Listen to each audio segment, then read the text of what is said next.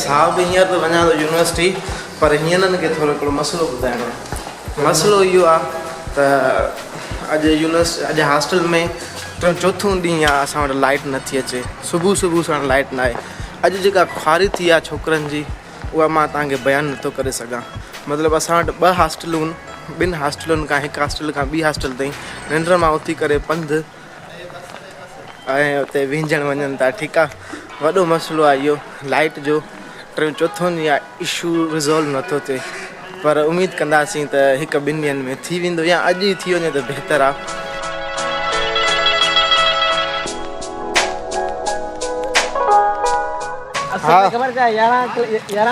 साहब तव्हां चवंदा हूंदव त मूं वटि पहिरियां बाइक हूंदी पर हींअर पॉइंट ते वञा थो। मूंखे ॿियो महीनो आहे पॉइंट ते ई वेंदो आहे छाकाणि शाही सवारी असांजी ख़राबु थी पई आहे। कहिड़ी ते हलूं साहब? जेका सवेर हले कसम अथई।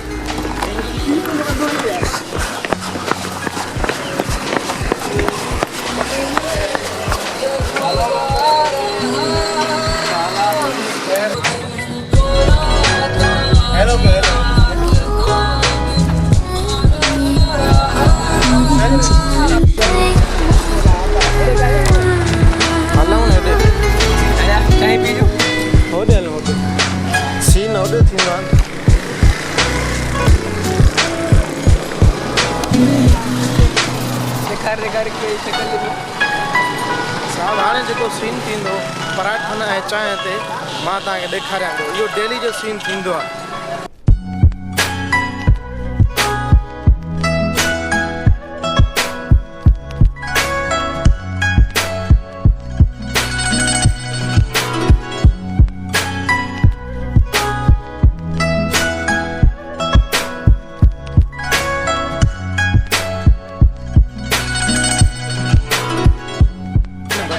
चाय खणी आण तू मुझे रस केक खणी आ भाऊ। खणी दो जा महिरबानी। अची वञ ॾिस ख़ुशि आहे ख़ैरा हिन व्लॉग में सर फुल प्लान कर सामने में ना अची वञ न बस तूं वञी ॾिसजांइ।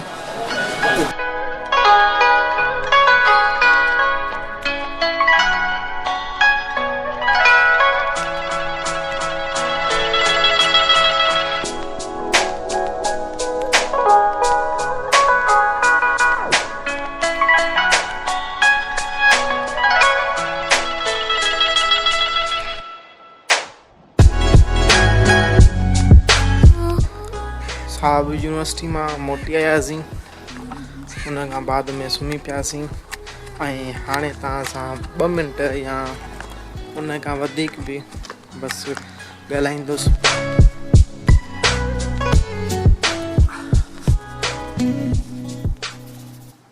साहब जीअं त तव्हांखे ख़बर ई आहे हिन यूनिवर्सिटी में कैंपस में म्यूट SZ में मूंखे 3 साल गुज़री चुका आहिनि ऐं असांजो 4th ईयर स्टार्ट थी चुको आहे। ख़बर ई न पई आहे असांजो 4th ईयर स्टार्ट थी चुको आहे। 4th ईयर जो 1st सेमेस्टर ईअं टाइम गुज़री वियो जो ख़बर ई न पई। पहिरियां आयासीं त मन लॻे पियो त कॾहिं टाइम गुज़रंदो, छा थींदो पर अलाह जो शुक्र आहे ऐं 3 साल गुज़री चुका आहिनि। आख़िरी साल आहे, तव्हांजी दुआउनि सां उहो बि कंप्लीट थींदो। त असांजो हींअर जेको आहे 7हों सेमेस्टर हले थो। 7हें सेमेस्टर में तव्हांखे ख़बर ई आहे या न आहे, मां ॿुधायां थो। 7हें सेमेस्टर में असांजो हिकिड़ो थीसिस जो बि जेको आहे क्लास थींदो आहे जंहिंमें असां थीसिस कंदा आहियूं, पंहिंजो प्रोजेक्ट ॿुधाईंदा आहियूं। असांजी ग्रुपिंग थींदी आहे। अञा त हाणे स्टार्ट थियो आहे 7th सेमेस्टर त उन में जेके आहे ग्रुप्स ठहंदा फाइनल ईयर जा FYP फाइनल ईयर प्रोजेक्ट ठहंदा, उनजे लाइ ग्रुप्स ठहंदा ऐं उहे अञा ताईं फाइनल न थिया आहिनि पर थियण वारा आहिनि। इनशाला कुझु ई ॾींहंनि में थी वेंदा ऐं तव्हांजी दुआउनि सां असांजो बि ग्रुप फाइनल थी वेंदो ऐं असां बि फाइनल ईयर प्रोजेक्ट ते कमु कंदासीं ऐं तव्हां भाइरनि जी बसि दुआ हुजे असांजो ही साल बि सुठो गुज़री वञे। 7हों सेमेस्टर आहे, पोइ बसि आख़िरी 8हों सेमेस्टर थींदो। उन खां बाद में असां सॉफ्टवेयर इंजीनियर थी वेंदासीं। बसि इहा ई इंफॉर्मेशन हुई जेका तव्हांखे ॾियणी हुई। सो बसि